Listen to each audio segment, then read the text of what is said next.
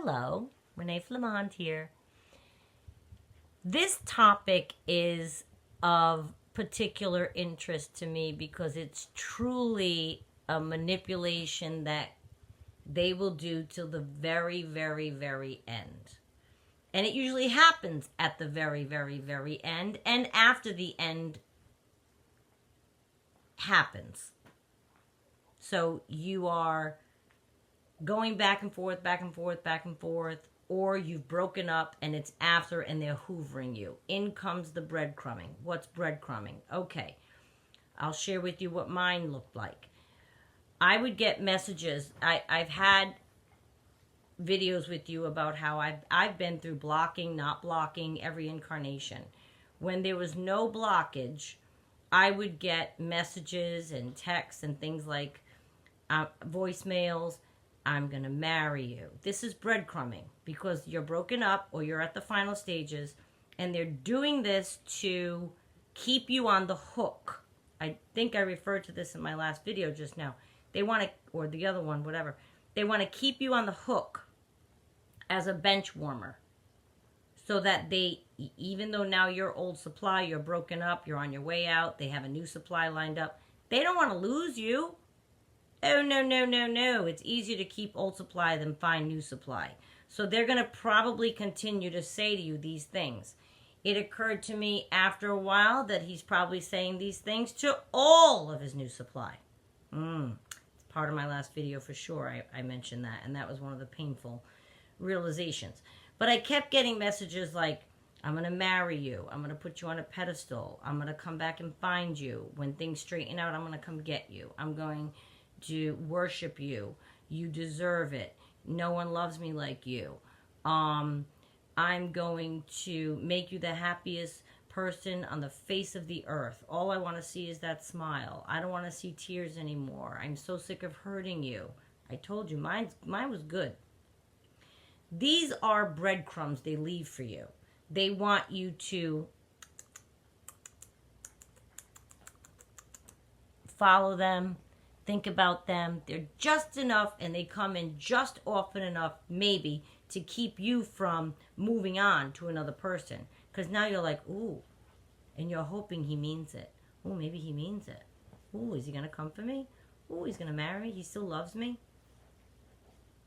Throughout the entire time I was being told all of these things, he had another girlfriend. She doesn't mean anything. That's just, physical. All I want is you. So then why aren't you here? This isn't Russia. I said that once. I go, this isn't Russia. You can do whatever you want. This is America. I don't even understand what you're saying.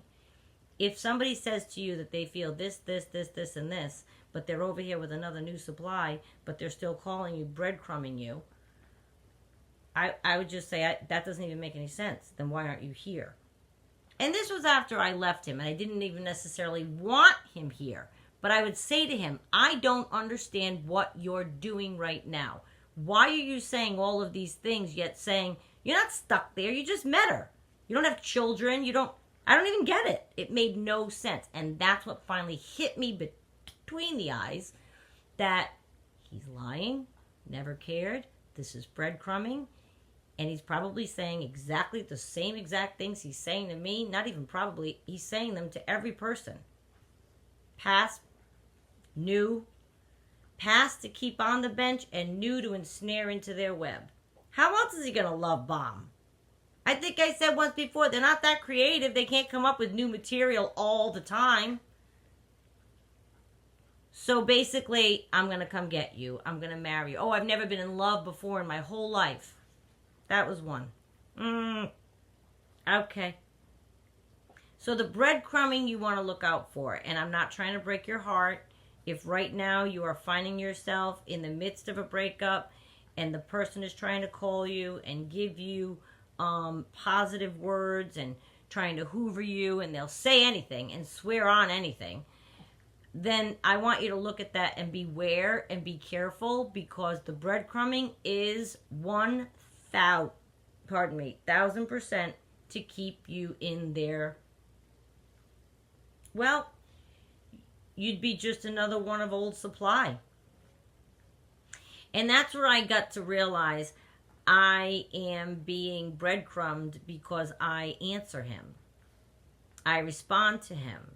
I'm still giving him positive feedback. Even if you answer the phone and you're not getting back together, but you have a nice conversation, you laugh about old times, you allowed him to make you laugh, and okay, yep, have a good life. But now he knows she was receptive to my call.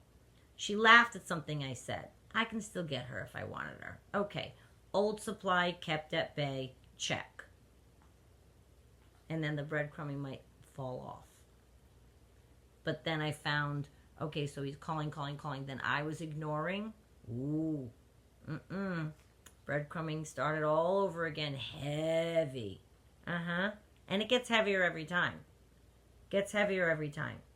So I just caution you to try to decipher between statements that are coming at you in the near breakup, post-breakup phase. Because breadcrumbing is a tactic they use to keep you on the hook so that you're always available to them. Something goes wrong with their new supply. It was like clockwork. He'd get into a fight with the new supply, I'd hear from him. Now, he didn't think I was that dumb, did he? And I asked him, do you think I'm an idiot? More power to you, but do you think I'm an idiot? Now, I guess I kind of was, because I entertained it. It was like every month they'd get into it or something like this.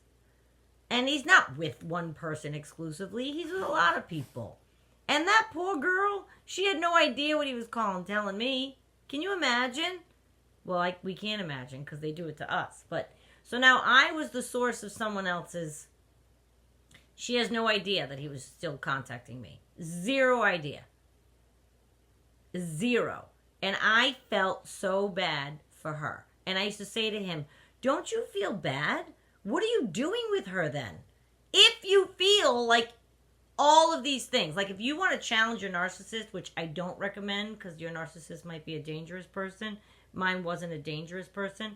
But I absolutely was floored, and I'd say, but I don't understand. You're not even making any sense. I'm right here, living, breathing here. I didn't move to Australia. I'm right here. So I don't get it. If that's how you feel, then why aren't you coming to get me or doing what you're saying? Didn't have an answer. It took me quite a few months to realize, oh my God, they're right. They'll just say anything. I know. I'm a bright girl, but that took me a minute. I think because I held out hope. The things they say are so charming, you want them to be real. You want them to be real? Of course you do. Of course you don't want somebody telling you wonderful things for it to be lies. But they could be breadcrumbs, which are lies, to keep you in their world of being able to retrieve you later should they need you. And that is part of the discovery process, learning the truth about your narcissist. And it can be more pain. It's painful. It's painful because you really do hold out hope for a long time if you're like me. And you want to give somebody the benefit of the doubt. That's what I've always done in life. I want to give someone the benefit of the doubt. I give people a lot of chances. Friends, family members, not just partners. I really do. I really try to see the good in people and believe the good in people and hope it comes out in them and hope I'm seeing what's real. Nearly every time I've been disappointed. If somebody's dysfunctional, that will rear its ugly head at some point. It just depends how much we will believe along the way. And I wish I could explain how tough it was to come across that realization that none of what he was saying mattered and it was just breadcrumbing and he's saying the same things to everybody else. And I told my narcissist that I knew that. Denied it, up one side and down the other. I don't talk to anyone like this but you. Are you crazy? Nobody sees this side of me. Nobody sees the real me. I'm not vulnerable with anybody. I would never say this to them. I would never do...